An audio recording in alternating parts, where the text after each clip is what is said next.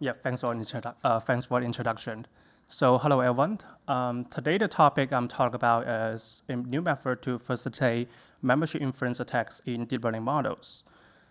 So hopefully at this point, I hope that we all understand what membership inference is about. So I guess I just skip this part.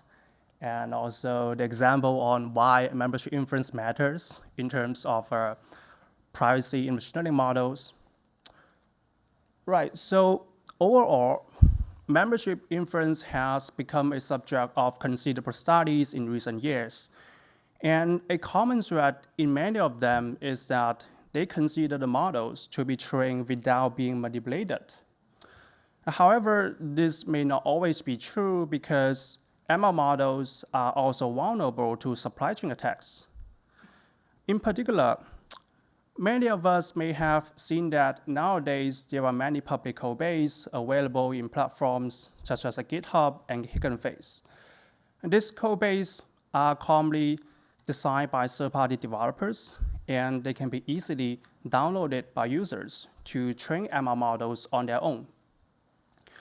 While this greatly reduces the barrier in building ML models, it also opens up a new attack surface where a malicious party may counterfeit as a role developer and inject malicious code. Indeed, code poisoning attacks have been shown to be feasible in the real world, which affect common machine learning libraries such as PyTorch and TensorFlow, as well as commercial software. In light of this, the goal of this study is to understand the privacy risks of using untrusted ML codebase in training ML models. And here, we consider some privacy-sensitive users who want to protect the privacy of their training data.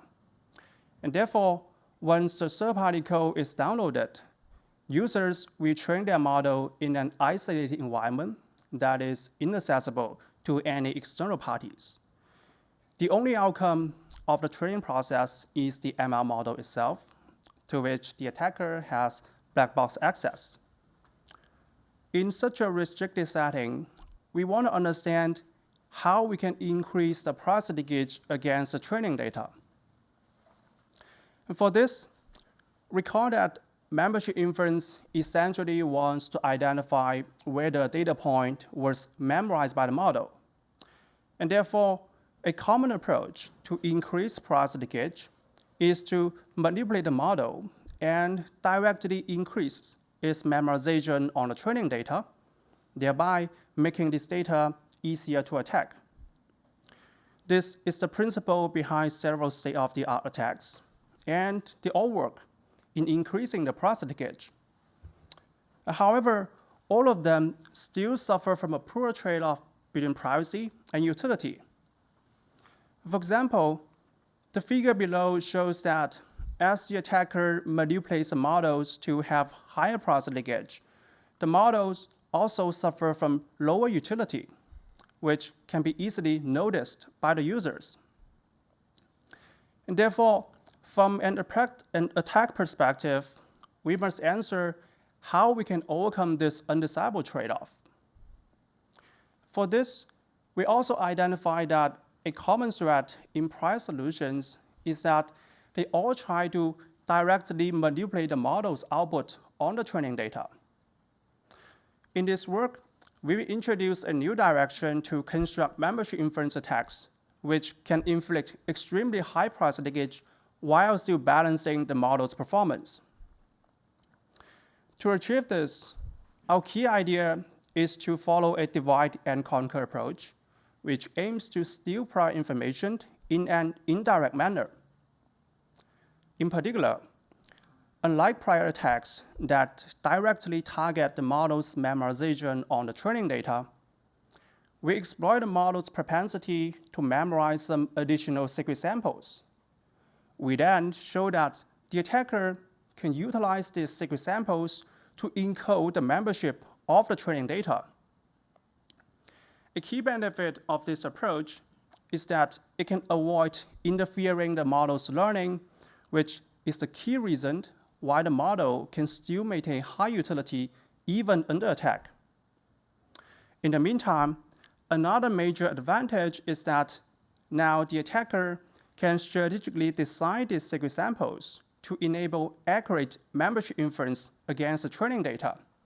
This is why this attack can inflict extremely high price leakage, as we will see later.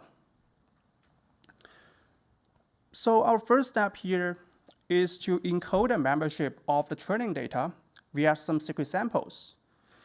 These samples can be generated by the malicious training algorithms, and they're designed to be uniquely associated with each training data point.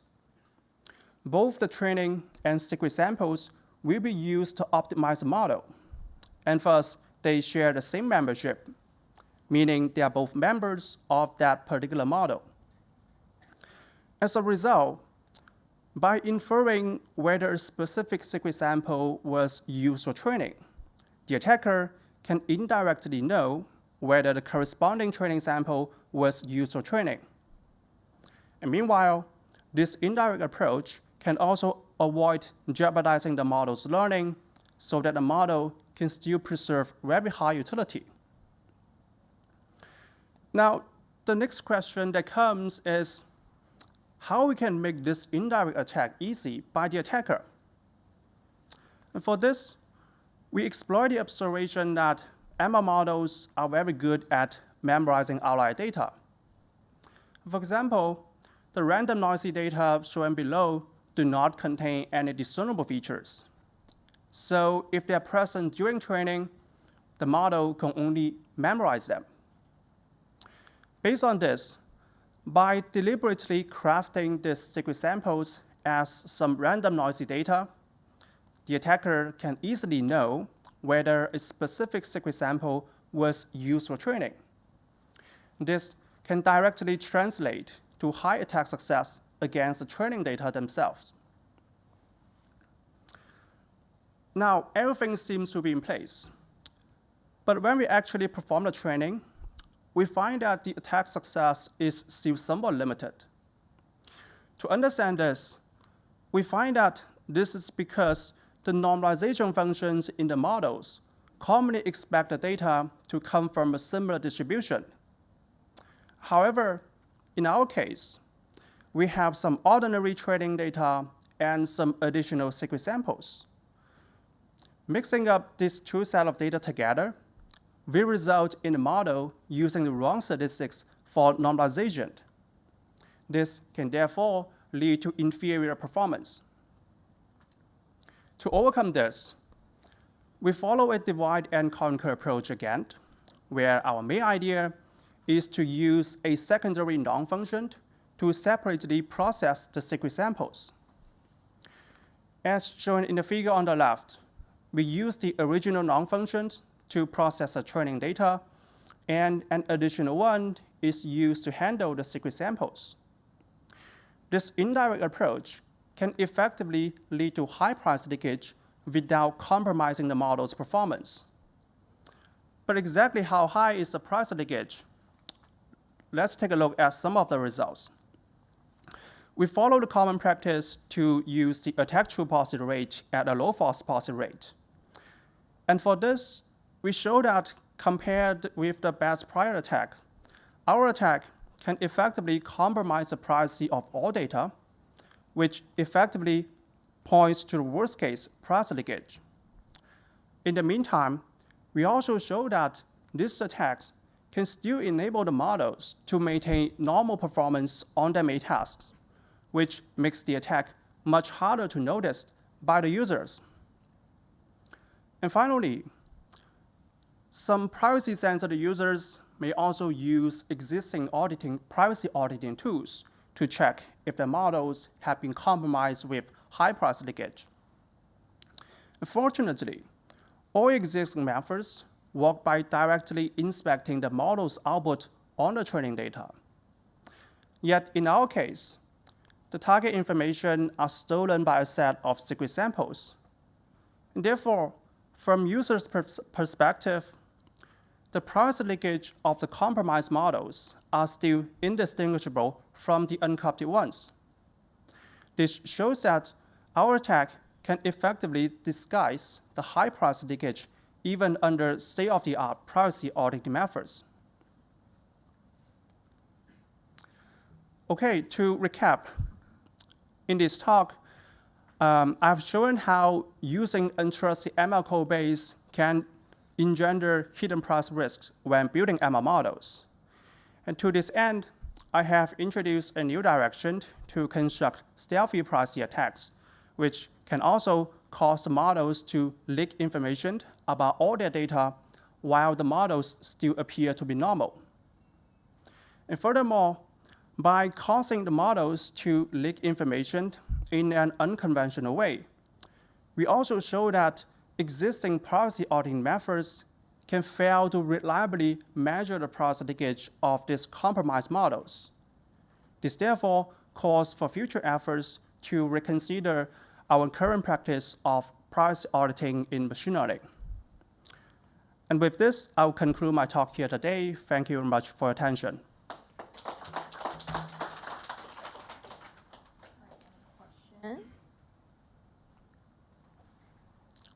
All right, so I might have missed this, but how did you go from the ML code base to the secret data, the secret samples?